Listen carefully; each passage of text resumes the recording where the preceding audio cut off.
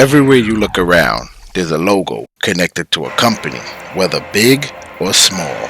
And today, we're going to get into the origins of John Wick. Born Jordani Jovanovic, John Wick has been known by a number of aliases. Among these, Baba Yaga, which in Slavic folklore is a supernatural being who appears as a deformed and ferocious-looking woman who commonly appears as either a character that tests the hero, villain, or something altogether ambiguous. Other aliases include the legendary Hitman, the Boogeyman, the Devil, and the Reaper. A Ruska Roma orphan from Belarus, taken under the wing of the director and brought to the U.S., John Wick developed various martial arts skills and eventually served in the United States Marine Corps. After leaving the Marines, John became a professional hitman and joined the Continental. The Continental is a hotel catering exclusively to criminals. John gained a reputation for his efficiency and became highly respected and feared within the criminal underworld. John Wick loses his wife, Helen, to a terminal illness. He receives a beagle puppy named Daisy to help him cope with his grief. He connects with the puppy and they spend their day driving around in his vintage 1969 Ford Mustang Mach 1. At a gas station, he encounters a trio of Russian gangsters whose leader, Yosef Tarasov, insists on buying his car, but John refuses to sell it. The mobsters follow John to his home that night, knock him unconscious, steal his car, and kill Daisy. Yosef takes the Mustang to a chop shop run by Aurelio to have the vehicle identification number changed. Aurelio recognizes the car, and upon learning that Yosef stole it from John, punches him before throwing him out of his shop. John visits Aurelio, who tells him Yosef is the son of Vigo Tarasov, the head of the Russian crime syndicate in New York City. Vigo, informed by Aurelio of Yosef's actions to John, beats and berates Yosef and explains to him who John Wick is. John was formerly an assassin, nicknamed Baba Yaga, translated in the film as Russian for Boogeyman, due to his lethal works. When John wanted to retire and marry Helen, Vigo gave him an impossible task, implied to involve multiple assassinations in a short period of time. John succeeded, and his efforts were key in establishing the Tarasov syndicate. Vigo tries to talk John out of seeking retribution, but John silently refuses. Vigo then sends a 12-man hit squad to John's house, but John kills them all and has the bodies professionally removed. An unsurprised Vigo places a $2 million bounty on John's head and personally offers the contract to John's mentor, Marcus. John seeks refuge at the Continental Hotel, which caters exclusively to the criminal underworld and permits no business on its premises. Vigo doubles the bounty for those willing to break the rules to kill John at the Continental. John learns from Winston, the Continental's owner, that Vigo has Yosef protected at his nightclub, the Red Circle. John enters the Red Circle and kills his way to Yosef, but Vigo's henchman gets in John's way, allowing Yosef to escape. John retreats to the Continental to patch up his injuries. Miss Perkins, an assassin and former acquaintance, sneaks into John's room to kill him, but Marcus alerts John, allowing him to subdue Perkins. He forces Perkins to reveal the location of Vigo's front, knocks her unconscious, and leaves her with fellow assassin Harry to await punishment. However, Perkins frees herself and kills Harry. John travels to the Little Russia Church, which serves as Vigo's front and destroys Vigo's cache of money and blackmail material. When Vigo and his team arrive, John ambushes them, but he is subdued and captured. Vigo taunts John for thinking he could leave his old life behind. Before John can be killed, Marcus intervenes again, allowing John to free himself and accost Vigo, who reveals Yosef's location. John then travels to Yosef's safe house and kills him and his bodyguards. Perkins learns that John and Marcus have been in contact and tells Vigo, who has Marcus beaten for information before executing him in his home. Vigo calls John to report this, planning to have Perkins ambush him. Perkins is called to a meeting with Winston, who has her executed for breaking the Continental's rules when she killed Harry on hotel premises. Winston calls John to inform him that Vigo is planning to escape by helicopter. John races to the harbor helipad where he kills Vigo's remaining henchmen before engaging Vigo in a brutal brawl on the dock. Vigo pulls a knife, but John allows himself to be stabbed, surprising Vigo. John then disarms and fatally wounds Vigo. Wounded himself, John stops at a waterfront animal clinic to treat his wound and takes with him a pit bull puppy, which was scheduled to be euthanized. John and the dog walk home along the boardwalk where he had his last date with Helen. When John kills Santino's sister so that Santino may take her place as one of the members of the High Table. You see, a blood oath is actually a marker between two individuals. A marker is a small, round metal object indicating the debt of a blood oath between two individuals, opening in the middle to reveal a divided surface. The debtor presses a bloody thumbprint on one side to commit an oath as owed, while the debtee likewise presses their bloody thumbprint to the other side to indicate when an oath has been fulfilled. Records of blood oaths are registered and tracked by the Continental under the supervision of Winston. He tracks the issuance and redemption of blood oaths in his own leather-bound record book. The High Table, as I mentioned earlier, is a council of high-level crime lords. Each leads one of the underworld's 12 most powerful organizations. 12 seats make up the council, with each seat being owned by a family. They are considered the ultimate authority in the underworld and have several police, politicians, and bureaucrats worldwide under their control. The High Table Chancellor is the adjudicator, who is also a representative of the Elder.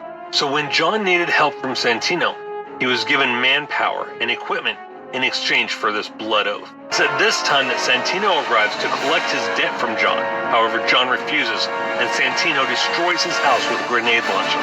John goes to the Continental Hotel, where he is confronted by Winston, the manager of the Continental, who tells him to fulfill his debt, otherwise his life is forfeit, which John eventually does. However, after he completes his mission, John discovers that he is now Santino's next target. Later, Santino tries to make peace with John, but he is ignored and places a $7 million bounty on his head.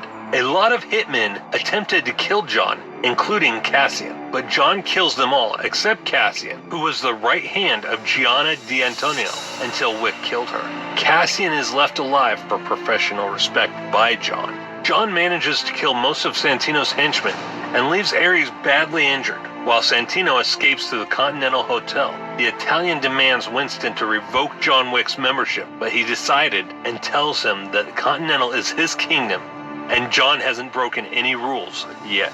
In the same time, Winston tells Santino that he has privileges in the Continental. However, John arrives and finds Santino. Winston tells Wick to walk away, but the hitman ignores his warnings and kills Santino inside the Continental before returning home. In order to understand the importance of this act, you have to understand exactly what the Continental is. The Continental is a chain of hotels located all around the world that function as a neutral territory for members of the criminal underworld.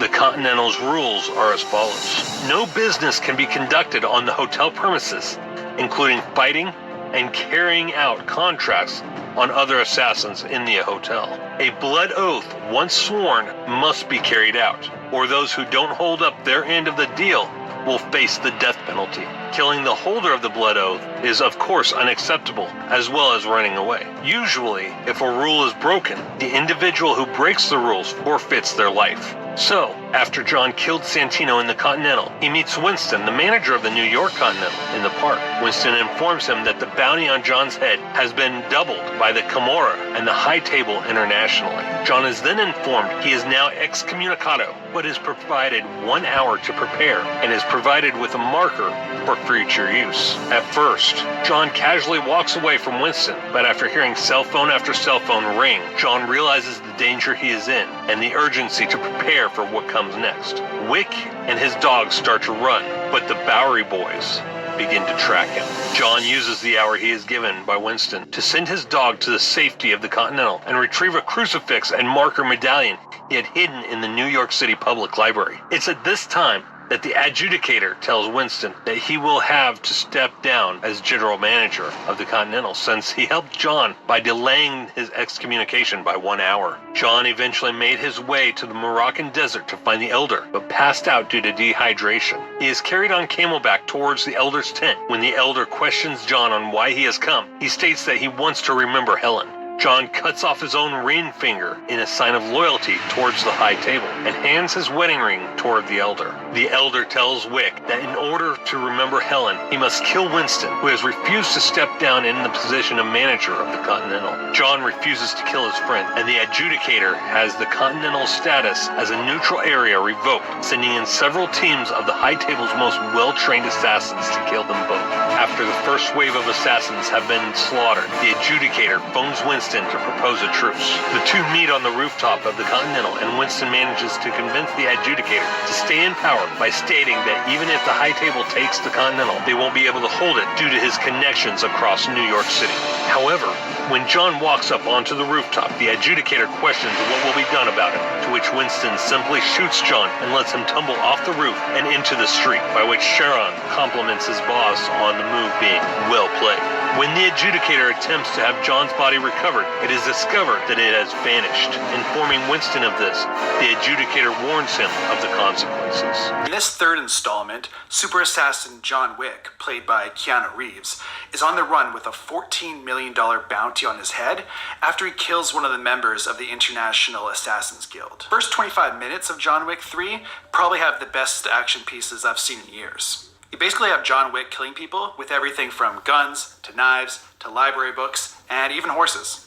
The knife fight here in the first act is probably my favorite scene in the whole movie, and it's one that got the loudest audience reaction for sure. So after this intense first act, we get a little bit of a breather, and we meet up with Halle Berry, who plays Sophia. Her and her two dogs, both who come equipped with bulletproof vests. The editing keeps the momentum flowing with a lot of kinetic energy, and the cinematography actually allows you to see the fights that are happening. The sound design here is also real nice and crisp.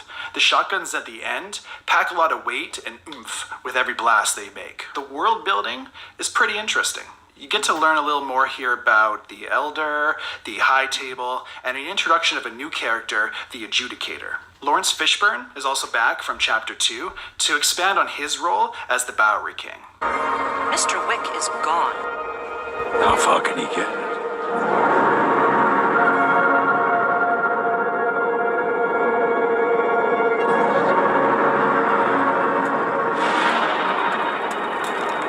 Na, hoort je. Het te veel met weten, kan ik daarmee goed te begaan.